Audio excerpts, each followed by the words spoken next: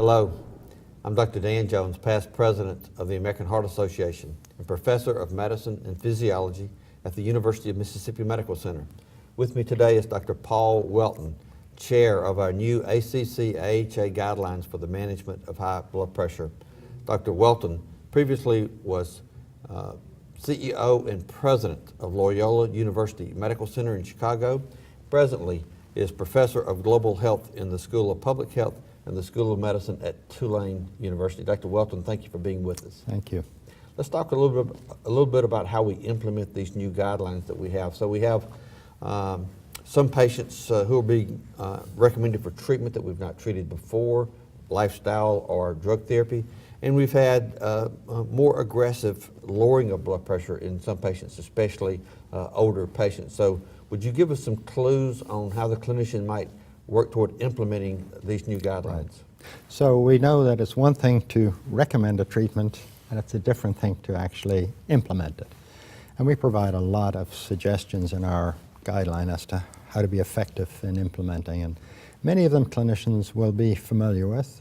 Certainly an important one is adherence. We know that many times a treatment that is recommended isn't taken, and it's not taken effectively even if it's started. So always important to try to work with patients to ensure they understand the treatment, they're taking the treatment, take the time to have the conversation, and simple things like once-a-day dosing rather than twice-a-day dosing, where there's an appropriate combination so the patient only has to add one pill, especially if they're an older patient, they may be taking several other pills.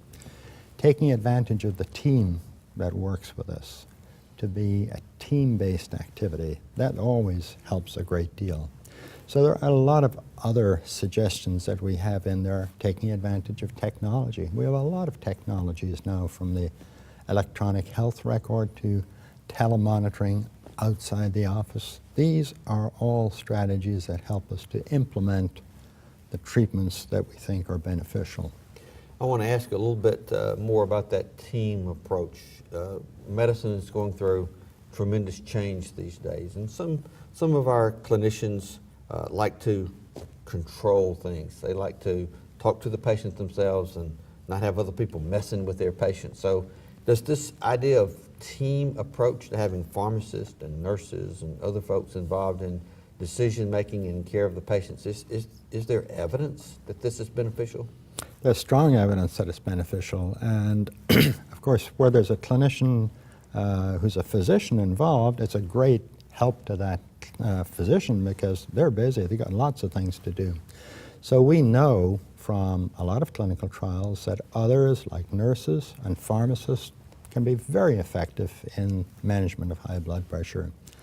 So definitely taking advantage of the team, and of course including the patient as a part of that team is very important, because we not only want to understand the pressures in the office, but we now recognize that working with the patient to have an understanding of what's happening outside the office is very helpful to our decisions to initiate therapy and to monitor that therapy over time. Thank you. I think our readers will find as they read the guidelines that when they get to this section, they'll find more help about implementation than in previous guidelines. And I encourage everyone to go to the guidelines, look at this, and take advantage of the good information that is there, the good evidence-based information. Dr. Whelton, thank you for your leadership of providing the guidelines and for the conversation today. Thank you. Thank you, Dr. Jones.